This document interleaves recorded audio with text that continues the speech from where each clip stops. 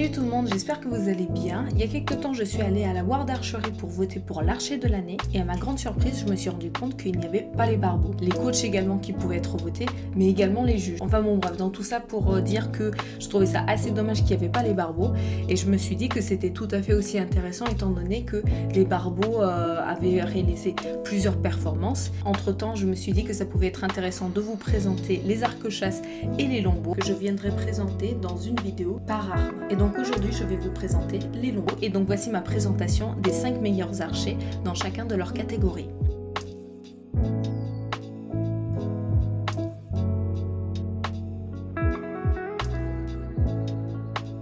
Donc on va commencer par les longbows femmes et la première que j'ai choisie est Cecilia Santa Croce qui est une italienne et qui est championne du monde. Durant les journées de qualification, elle s'est qualifiée 6e des longbows femmes et donc elle a dû réaliser des matchs pour gagner le plus haut du podium. Donc si on suit Cecilia sur les matchs, on peut voir qu'elle a réalisé l'un des plus gros matchs que les longbows femmes ont pu réaliser contre Johanna que je vous présenterai plus tard.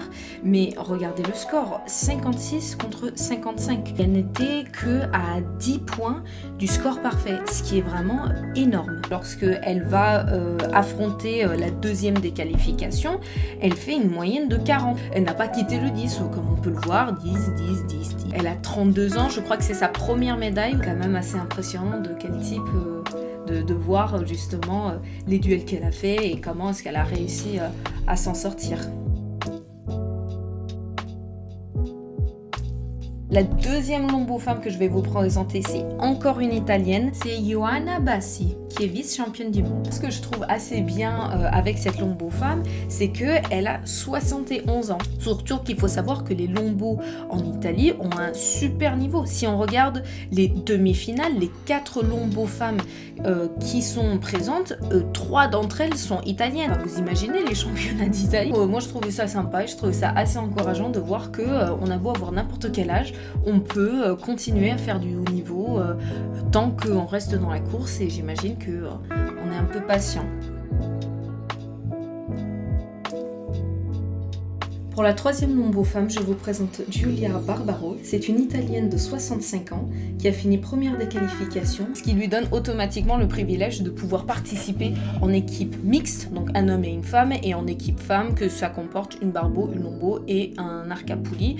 Elle a fini vice-championne du monde avec son collègue longbow, même si elle a fini 4e individuellement, il faut savoir que c'est une longbow femme avec énormément d'expérience et dont elle a un palmarès assez impressionnant. Elle a été auparavant 2 fois championne du monde et 3 fois vice-championne du monde, ce qui fait d'elle l'une des références dans le domaine des longbow femmes.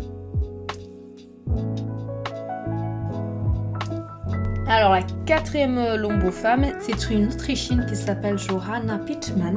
Elle a 59 ans et est arrivée 3e des qualifications et a réussi à gagner une médaille de bronze en équipe mixte avec son coéquipier. Si on voit le dernier match individuel qu'elle a réalisé, elle a réalisé une moyenne de 50 contre 56 contre Cecilia, ce qui montre la qualité de son tir dans les duels. Ça c'était également une longbow femme qui a bien performé cette année. Pour la dernière, je vous présente Martini Noal. C'était ses premiers championnats du monde. Elle arrive 2e des qualifications, réussit à rapporter une médaille de bronze, mais ce que je trouve particulièrement intéressante et inspirante avec elle, c'est son âge. Elle a 18 ans, voilà, donc c'était vraiment un peu le bébé des longbow femmes. C'est assez surprenant étant donné que le longbow est une arme encore peu connue, qui est peu présentée vers les jeunes, et réussir à le maîtriser et à s'imposer au championnat du monde pour une première fois, c'est très encourageant pour elle, mais ça montre également que le sport est en train d'évoluer vers un public plus jeune.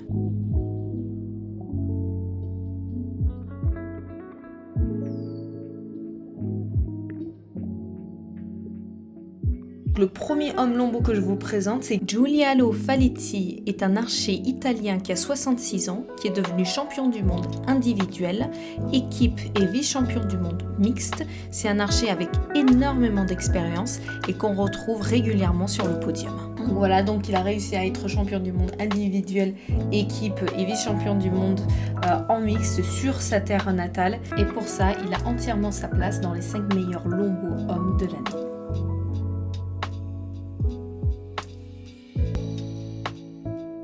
Le prochain archer que je vais vous présenter, c'est Shiloh Spatz. C'est un Américain qui a fini premier des qualifications et qui a réussi à rapporter une médaille de bronze. C'est un jeune archer qui a 35 ans et dont j'ai l'impression que c'était ses premiers championnats du monde. C'est d'ailleurs le seul Américain qui a réussi à rapporter une médaille au championnat du monde 3D.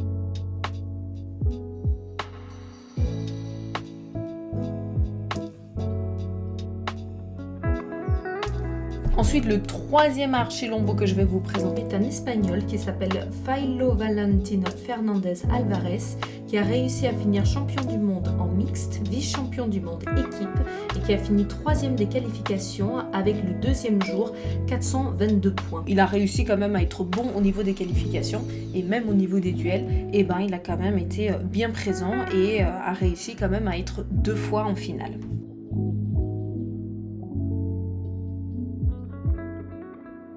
Ensuite, c'est un Autrichien que je viens de vous présenter qui s'appelle Alfred Ulburger. Il a 62 ans, a fini 2e des qualifications et ensuite 4e individuellement durant les matchs, mais il a tout de même réussi à rapporter une médaille de bronze en équipe mixte avec sa coéquipière. C'est sa première médaille et son premier championnat du monde.